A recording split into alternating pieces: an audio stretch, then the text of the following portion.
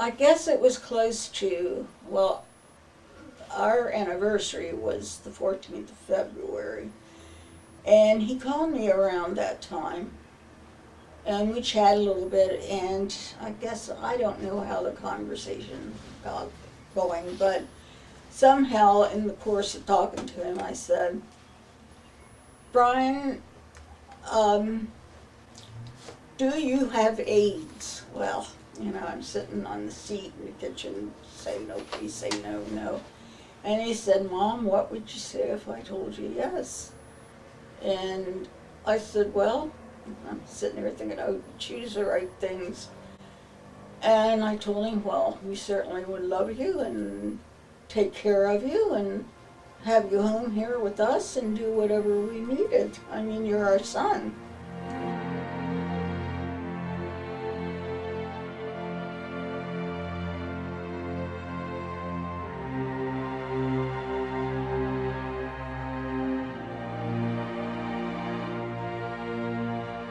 After Steve died and they came to us and talked about the quilt, I worked at Central York Middle School, and I guess about 15 people went together and made the quilt.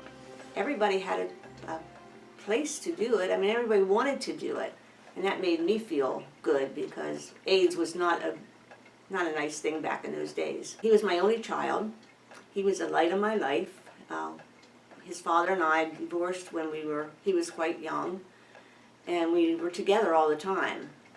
And I really love my son, and I really miss my son. But they always say, God giveth and God taketh away. And so this is how I had to cope with this. And I do. I miss him.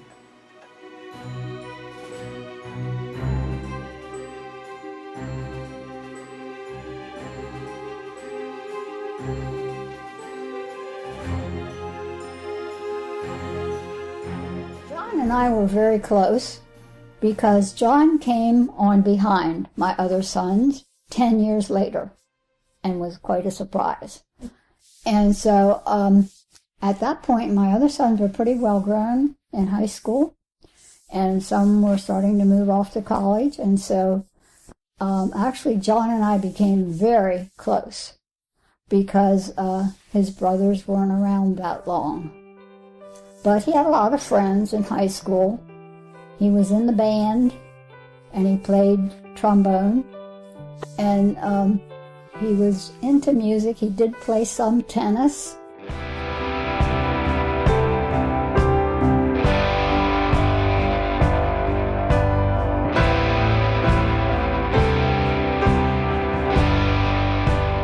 It was really tough on Rick because even when with testing and everything, when you went in to get results or anything, which we did, we were doing it every 3 months at that point.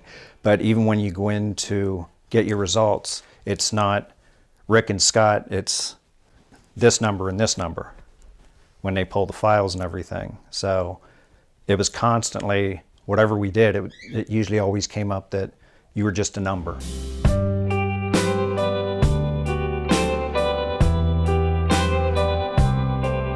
Partner was Rick Bowers. We were together for 6 years. Actually, Rick knew that he was HIV positive when we got together, and that. Great guy. As far as I'm concerned, we'd still be together to this day.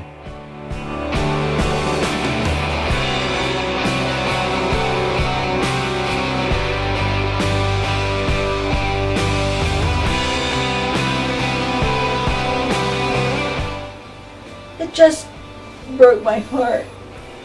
Oh, that's such talent, such a loving guy, and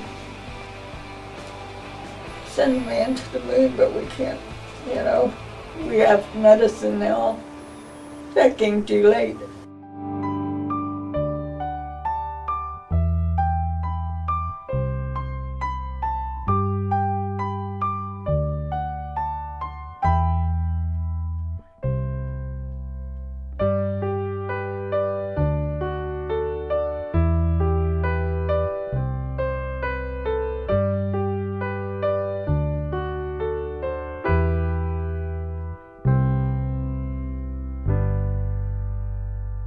Cassandra Incroat, her name is. She was born February the 7th, 1991, and she passed away February the 23rd, 1992. She was a very happy baby for being sick, and she was a very good baby. Very good. She went through a lot, but she was all loved by everybody. The nurses came in and took care of her. They loved her too. She was very good. Our Christmases ain't like they were with her. After that happened, it just wasn't Christmas no more.